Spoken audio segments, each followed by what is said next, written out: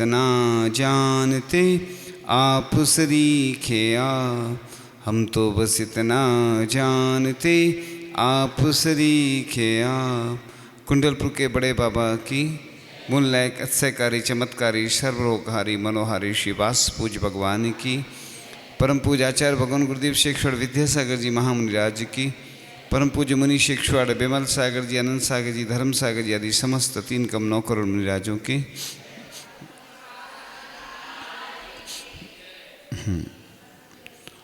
आज हम चर्चा करेंगे कि प्रतिदिन जो हम पूजन करते हैं, आप लोग तो जब तक पूजन तो करते हैं, लेकिन जो चीज़ें हम अर्पित करते हैं उसका क्या वैज्ञानिक कारण है। कल चर्चा चल रही थी कक्षा में कोई विषय को लेकर के, क्योंकि आज जो बच्चे होते हैं ना, नए युवा पीढ़ी या छोटे छोटे बच्चे, उनको हर चीज़ में तर्क होता है ना कि हम पूजन करते हैं तो इसका क्या कारण है, लेकिन आप बता नहीं पाते।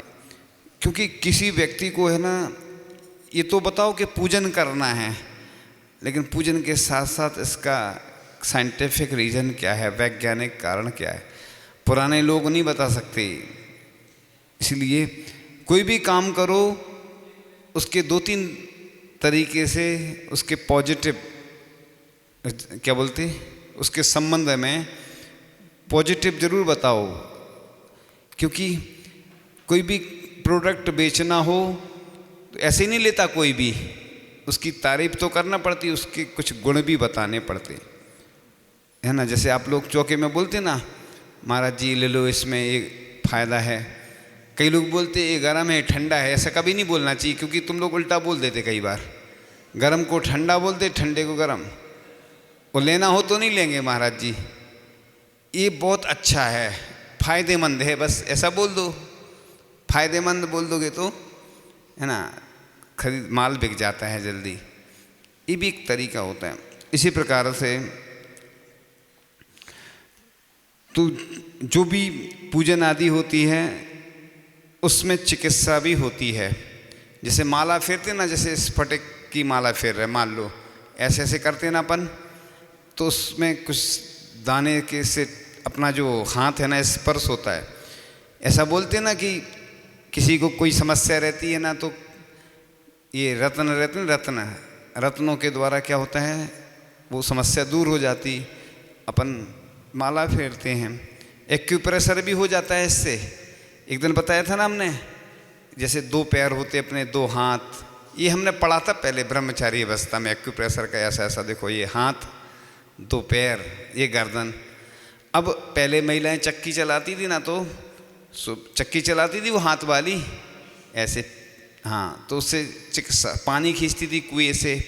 मुनि महाराज देखो पैदल चलते ना, कुछ नहीं पहनते, एक्यूप्रेशर होता ना छोटे छोटे। पूरा चित्र दिया है, आप उसको सर्च कर लेना, मिल जाएगा। एक्यूप्रेशर के नाम से पूरा पैर का चित्र मिलेगा, हाथ के मिलेंगे दोनों, उसमें पूरा शरीर बना हुआ है। तो जब भी कोई बीमारी होती है तो पॉइंट दबाते हैं वो लोग।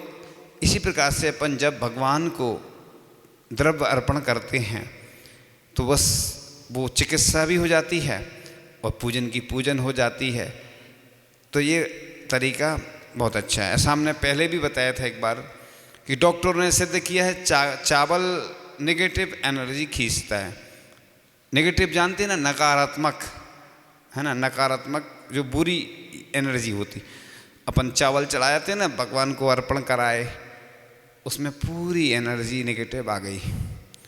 ये सब तरीके हैं बहुत सारे। अब जब माला फेरते हम लोग, वो करते हैं ना पंचकलणक में, जो प्राण प्रतिष्ठा होती ना प्रतिमा की, उस समय जब विशेष मंत्र का जाप होता है तो दीपक रखा जाता है। अब हम सोचते थे, पहले नए नए थे तो हमें मालूम नहीं था, हमने कहा ये क्या, पहली बार देखा जब हमने, दीपक क्यों रखते हैं। फिर जब धीरे धीरे पढ़ते गए ग्रंथों को पढ़ा और सुना, जो अन्य लोग आते ना, अन्य जो दूसरी समस्याएं आती ना, जो हाँ समझ जाओ वो तो दीपक जलने से वो अग्नि से डरते हैं वो, है ना, इसलिए वो दीपक रखा जाता है सुरक्षा के लिए। हम लोग नहीं रखते, वो रखते थे जो लोग, फिर अलग कर देते हैं। वो दीपक रख के माला फेरी जाती है, अग्नि से डरते हैं वो। तो ये कि जिससे वो उपद्रव आदि ना करें, ये हमारा खुद का लॉजिक है, ये इसमें कुछ और भी हो सकता है क्योंकि ये खुद के विचार होते हैं। इस प्रकार से जब तो एक्यूप्रेशर भी होता है, रेकी भी हो जाती है, प्राणायाम भी हो जाता है। इस प्रकार से जैसे वो चिकित्सक का करते हैं, देखो मेथी के दाने लगाते हैं जब इधर हाथ में टेप से, मटर के दाने लगाते या मैग्नेट लगाते। अब हम भगवान को बादाम चढ़ाएंगे जब, और इलायची चढ़ाएंगे, चावल चढ़ाएंगे, जल चढ़ाएंगे, ये सब अर्पण हम भगवान को करते हैं। उसके माध्यम से भगवान को अर्पण करने से जो पुण्य की वृद्धि हो रही है, जो कर्मों की निर्जरा हो रही, वो तो हो ही रही, लेकिन चिकित्सा भी होती है। देखो एक तरीके होते हैं बताने के, जैसे वो शादी वगैरह में जाते हैं ना, सलाद ऐसे ही बिखरी बिखरी डली रहती, कोई नहीं उठाता, और सजा दो उसको तो, है ना। तो क्या होता है ना, भोजन बनाने से ज़्यादा परोसने वाला बहुत होशियार होता है। वो किस तरीके से परोसा जाए वो महत्वपूर्ण होता है। भोजन तो दुनिया के लोग बनाते हैं, खिलाना सबको नहीं आता।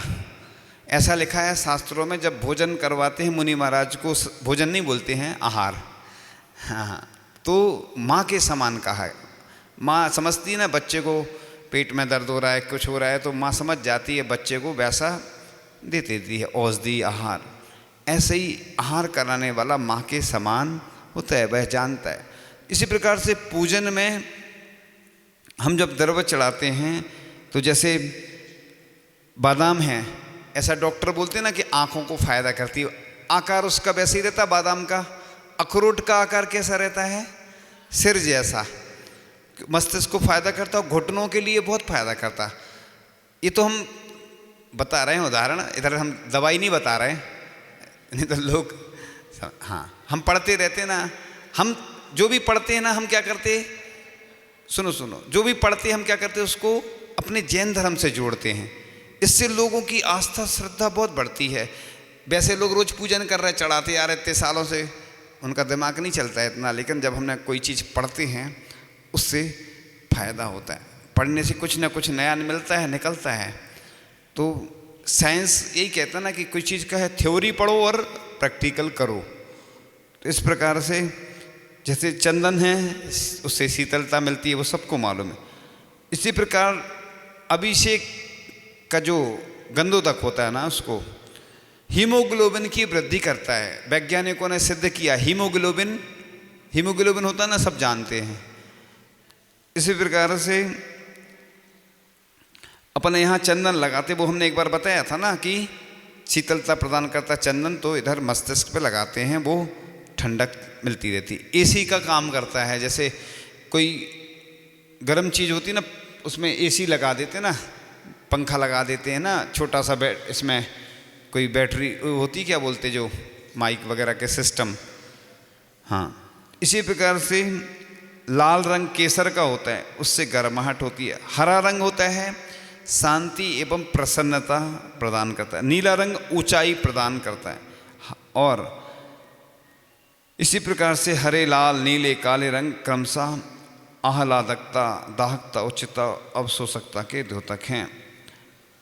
इधर जब ध्यान लगाते हैं ना, तो लाल रंग में सिद्ध परमेष्टि है ना, सफ़ेद रंग में अरहंत परमेष्टि, हृदय में पीला कलर आचार्य परमेष्टि, नहीं गले में आचार्य परमेष्टि का आता है पीला कलर, हृदय में हरा रंग उपाध्याय परमेष्टि, नाभि में काला रंग, काला और नीला दोनों ले लेते हैं, तो 5 परमेष्टि के कलर होते ना। इसी प्रकार से 5 परमेष्टि के हो जाते हैं। इस प्रकार से ज्ञान, दर्शन, विशुद्धि, आनंद और शांति के केंद्र माएंगे। इन्हें स्फटिक, बालशूर्य, दीपशिखा, नव कस्तूरी की उपमाओं के द्वारा समझे। विक्रमशः पारदर्शिता, पवित्रता, तेजोमयता, ऊर्ध्वगामिता, व्यापकता एवं एकाग्रता के प्रतीक हैं। सफ़ेद रंग से अस्वस्थता, लाल रंग की कमी से प्रमाद, पीले रंग की कमी से ज्ञान तंतु कमजोर और नीले से क्रोध और काले रंग की कमी से प्रतिरोग शक्ति समाप्त होती है। इसी प्रकार से टैबलेट बनाई जाती ना, टैबलेट बनाई जाती तो टैबलेट सफ़ेद रंग की क्यों होती हैं? इसका भी एक कारण होता है, WBC होती हैं, वाइट ब्लड सेल्स, यानी सफ़ेद रक्त कणिका। एक होती है RBC, रेड ब्लड सेल्स, यानी लाल रक्त कणिकाएं। दो होते हैं ना, किसी के सफ़ेद कम हो जाते। अब तीर्थंकर भगवान का कैसा होता है? अपन लोगों का लाल होता है, तो उनकी विशुद्धि अलग होती है। तो इस प्रकार से जब रंगों का संतुलन और संयोजन, एक कलर चिकित्सा होती है ना, कलर थेरेपी बोलते हैं इसको। क्या बोलते हैं? कलर थेरेपी, यानी काला रंग इधर लगा लो, जैसे कोई रोग हो रहा है ना, तो उससे वो ठीक हो जाता है। कलर थेरेपी, स्केच से वो कलर इधर लगा लेते हैं। इसी प्रकार से जब पूजन करते हैं तो रंग की कमी को पूरा करने के लिए हम विटामिन का प्रयोग करते हैं। काला रंग जो होता है वो थायराइड ग्लैंड्स को नियंत्रित करता है। तो इस प्रकार से सफ़ेद रंग जो होता है ना, चावल अक्षत चढ़ाते हैं ना सफ़ेद, तो निर्मलता, शुचिता, पवित्रता, त्याग का प्रतीक है। अरहंत परमेश्वर ने परिग्रह को त्याग कर 4 घातीय कर्म नाश कर आत्मा और शरीर को निर्मल पवित्र बनाया। शरीर से निगोदिया जीवों का निष्कासन होने से परम औदारिक पवित्र हो जाता है और तीर्थंकर अरहंत का रक्त श्वेत होता है। उसी कारण से ध्वजा में अरहंत परमेष्टि का सफ़ेद रंग होता है और लाल रंग संवेदनशीलता, मिलनसारिता, समानता आदि आते हैं। लाल रंग आँखों के लिए सबसे ज़्यादा संवेदनशील होता है। इसी प्रकार से पीला रंग वात्सल्य, हर्ष और अल्प स्थिति प्रकट। पीला रंग गुरु का भी माना गया है, इसलिए वह पीला रंग अधिकांश देखो अपन जैन धर्म में देख लो, अन्य धर्म में पीले कपड़े पहनते ना, पीले का बहुत ज़्यादा महत्व होता है। इसी प्रकार से हरा रंग, ये नेत्र ज्योति एवं शांति का प्रतीक है। ऐसा बोलते हैं कि अपन को प्रतिदिन जो हरे पेड़ हैं वो देखना चाहिए, उससे देखने से आँखों को भी एनर्जी मिलती है। हॉस्पिटल में देखा होगा, या जिसको आँख का ऑपरेशन होता तो क्या लगाते? हरी पट्टी लगाते हैं ऐसी। तो हरा रंग ये नेत्र ज्योति एवं शांति का प्रतीक। इलायची, पिस्ता आदि चढ़ाते हैं ना जिन। इस प्रकार से नीला रंग अग्नि का प्रतीक है। तो इस रंग की पूर्ति के लिए जैसे अपन कई बार कलावा वगैरह नहीं बांधते है ना, उससे या और भी अन्य माध्यम से ये कलर अलग अलग ये पूर्ति हो जाती। काला रंग तो जब कपूर या घी का दीप जलाते हैं ना, दीपक प्रज्वलित करते हैं, उसमें क्या निकलता है? काजल निकलता है। तो वो काजल लगाते भी हैं। अब लोग लगाते नहीं लगाते काजल, पहले लगाते थे, अब नहीं लगाते। उससे आंखें बहुत अच्छी हो जाती हैं। थोड़ी देर तो लगता है, कपूर डाल देते ना उसमें, तो आंखों में जलन सी होती है, फिर ठीक हो जाती। तो वह साधु परमेष्टि का कलर होता है। तो इस प्रकार से साधु श्रावक को साधु की तरह सोखने वाला होना चाहिए, क्रोध को सोखना चाहिए, किसी से कुछ बैर आदि होता है। तो इस प्रकार से जब इनका कलर का ये अपने शरीर में क्या होता है, केमिकल होते हैं कुछ। आपने देखा होगा जैसे अपन कोई मान लो दूध नहीं लेगा कुछ दिन तक, उसके अंदर विटामिन 12 की कमी हो गई, बीमारी हो जाएगी, ब्लड प्रेशर भी हो जाता ना कम ज़्यादा। इसलिए तो रस त्याग का लिखा है कि शुगर नहीं बढ़ेगी आपकी। साइंटिफिक रीज़न है। देखो डॉक्टर लोग तो बताते नहीं हैं ये सब चीज़ें कि अपन रोज़ रस का त्याग करते तो इसलिए कि शुगर बढ़ेगी नहीं। कभी नमक का त्याग करो, कभी मीठे का करो, ये त्याग करो। एक बार एक व्यक्ति को शुगर की बीमारी थी, आचार्य ऋषि ने बोला रात के बाद जल ग्रहण नहीं करना। रात के बाद नहीं, शाम के बाद, मतलब रात में। डॉक्टर थे वो घबरा रहे थे। आचार्य ऋषि ने बोला है तो करना पड़ेगा, अब क्या करें। किया, शुगर ठीक हो गई उनकी। क्योंकि डॉक्टर लोग तो बोलते रात दिन खाओ, शुगर है तो थोड़ा थोड़ा खाओ, इकट्ठा नहीं खाओ। अब डॉक्टर तो देखो वो संत थोड़ी हैं। संत तो यही बोलेगा कि तुम ऐसी नियम ले लो, त्याग कर लो छूट के साथ। कई लोग नहीं कर पाते त्याग, दवाई की छूट रख लो। देखो कभी छोड़ोगे नहीं तो छूटना तो है ही नहीं, क्योंकि अपने जो संस्कार हैं अनादिकाल से पकड़ने के रहे हमेशा। कहते हैं ना, वो एक इंद्री का जो वृक्ष भी है ना, वो उसकी जड़ें जहाँ धन होता है वहाँ तक पहुँच जाती। छोटा बच्चा है, नोट पकड़ाओगे वो ऐसे खींचता है बच्चा, नोट जानता नहीं है नोट क्या है। कई महिलाएं जो पढ़ी लिखी नहीं रहती, नोट गिनना जानती, लेकिन कितने का नोट है कलर से देख लेती हैं और गिन भी लेती। अब बताओ पैसे कैसे गिन लेती जबकि पढ़ी लिखी नहीं है। सोचिए आप, यानी जिसके प्रति देखो, अभी किसी से कहो कि ये याद करना है वो नहीं करेगा, और घर में क्या क्या कहाँ रखा है, किस डिब्बे में शक्कर रखी है सब बता देगा, मेडिकल में पूरा मालूम है, किराने में क्या क्या रखा है। तो जिसके प्रति जिसका जहाँ रुचि रहती है ना वो याद हो जाता है, और जो रुचि नहीं रहती तो वो याद नहीं होता। रिश्तेदारों के नाम सबके याद रहते, हमारी लड़की, वो लड़की की लड़की वहाँ हैं, वो हमारे वो थे वो थे वो थे, कितने सारे रिश्तेदारों के नाम याद रहते, इतने सारा कुटुंब परिवार सब याद रहता किसका क्या नाम है। और जनवाणी की बात आए या कोई और चीज़ बात आए तो याद नहीं रहती। संस्कार हैं ये, जैसे संस्कार हमारे पड़ जाते हैं वैसा हमें याद होने लगता है। तो अब एक चीज़ बहुत अच्छी बताई जा रही है कि जो पुराने मंदिर होते हैं वह धरती के धनात्मक यानी पॉजिटिव ऊर्जा केंद्रों पर बनाए गए हैं। ये मंदिर आकाशीय ऊर्जा के ग्रिड हैं। जब व्यक्ति बिना खड़ाऊ बोलते क्या बोलते चरण पादुका के जाता है ना नंगे पाँव, इससे शरीर अर्थ हो जाता है।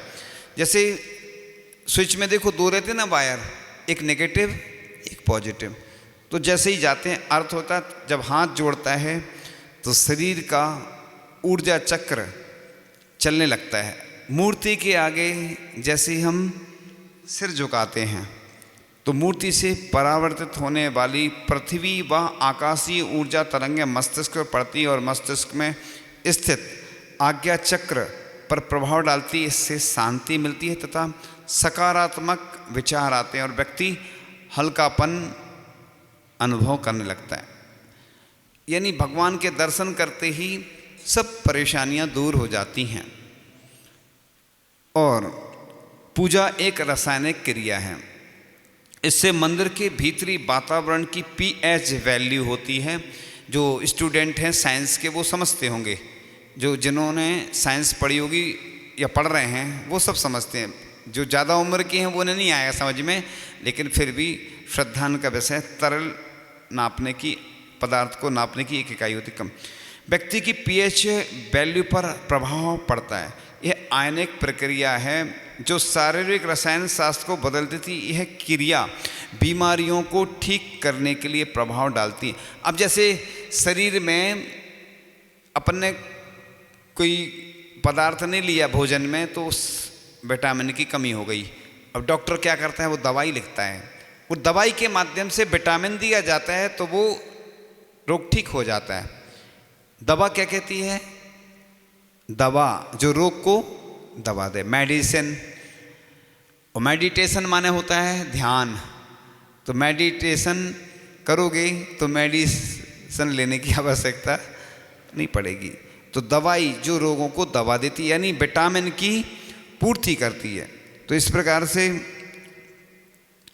यह क्रिया दवाओं से करवाई जाती है। तो मंदिर में यह क्रिया स्वतः होने लगती है। मंदिर में शिखर होते हैं। शिखर की भीतरी सतह से टकराकर ऊर्जा तरंगें व ध्वनि तरंगें व्यक्ति के ऊपर पड़ती हैं। ये परावर्तित तरंगें मानव शरीर की प्राकृतिक आवृत्ति बनाए रखने में भी सहायक होती हैं। शरीर एक तरह से धीरे धीरे मंदिर के भीतरी वातावरण से सामंजस्य स्थापित कर लेते। एक लेख आया था कि दीवारों के भी कान होते हैं। दीवारों के कान होते कि नहीं, अपन बोलते हैं जो बोल रहे हैं। तो एक बार उन्होंने रिकॉर्ड किया कंप्यूटर के माध्यम से, तो ऐसा भी अनुमान लगाया कि जैसे भगवान पार्श्वनाथ भगवान का समोसरण आया था नैनागिर में, वहाँ कंप्यूटर के माध्यम से आज भी हम रिकॉर्ड करके सुन सकते हैं कि भगवान की दिव्य ध्वनि कैसे खिली थी। तो वो सत्य बात हुई। कई किले वगैरह में वो गए और उन्होंने रिकॉर्ड किया, तो जो किले में रहते थे उनकी आवाज़ें सब निकाली गई। ऐसे ही भगवान की दिव्य ध्वनि भी हम सुन सकते हैं। तो ये सब होता है कि अपन जब मंदिर में इतने सारे लोग एक साथ पूजन करते हैं, स्तुतियाँ पढ़ते हैं, वो सब रिकॉर्ड होती जाती है उसमें दीवालों में। ये बहुत वर्षों पहले हमने पढ़ा था ऐसा। इसी प्रकार से आगे चलते हैं कि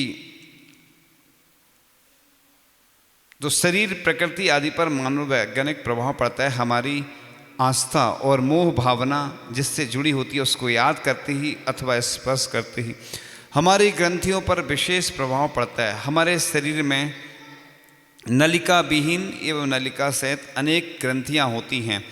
नलिका विहीन ग्रंथियों में तो तत्काल ही प्रभाव पड़ता है, क्योंकि शरीर की एक मास्टर ग्रंथि होती है जिसमें लगभग 12 प्रकार के केमिकल होते हैं। केमिकल माने रसायन होते हैं, और रसायन हमारे आचार विचार और आस्था के अनुसार निकलते हैं। तो इसी प्रकार से हम जो भी कार्य करते हैं, आनंद की अनुभूति आदि उसी के माध्यम से होती रहती है। इस प्रकार से आज यह विषय पूर्ण होता है।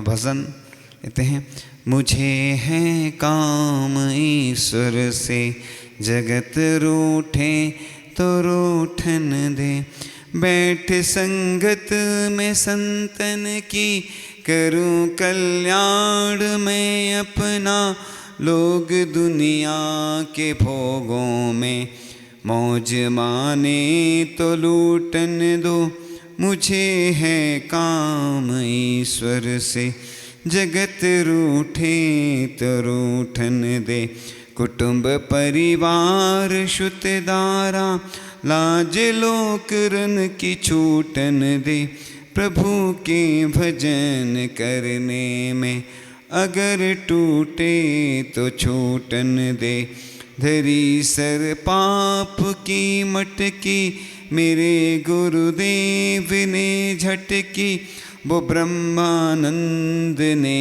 पटकी, अगर फूटे तो फूटन दे, मुझे है काम ईश्वर से, जगत रूठे तो रूठन दे, स्वयं के ध्यान करने की लगी दिल में लगन मेरे, प्रीत संसार विषयों से अगर टूटे तो टूटन दे, मुझे है काम ईश्वर से, जगत रूठे तो रूठन दे, मुझे है काम ईश्वर से, जगत रूठे तो रूठन दे। मेरे सवालों का जवाब दो, दो ना। आता है पहला प्रश्न आपके सामने, माला फेरते समय कौन सी क्रिया होती है? चिकित्सा।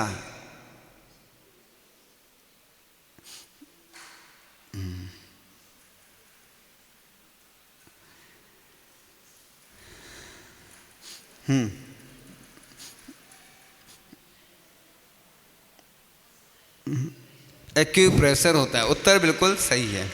दूसरा प्रश्न आता है आपके सामने, चावल चढ़ाने से क्या होता है? शॉर्ट एंड स्वीट बताना है। चावल हमने बताया था जो हमारे शब्दों में, नहीं तो अपने शब्दों में बताओगे आप। जो हमने बताया विषय, चावल चढ़ाने से क्या होता है, वो पीछे बताना, चश्मा वाला।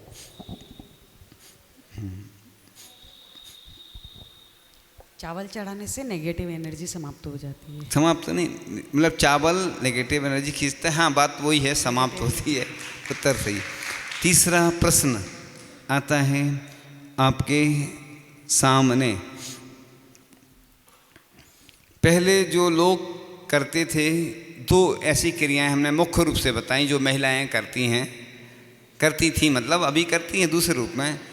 उससे एक्यूप्रेशर होता था और बहुत अच्छी क्रियाएं थी जो चूँकि अब बंद हो गई हैं, तो उससे सबको मालूम है। ये सरल प्रश्न है, देखो।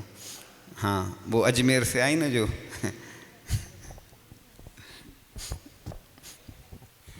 नमस्ते महाराज। एक तो पानी खींचना, हाँ, वैसे, हाँ, और एक चक्की पीसना, हाँ, चक्की चलाना।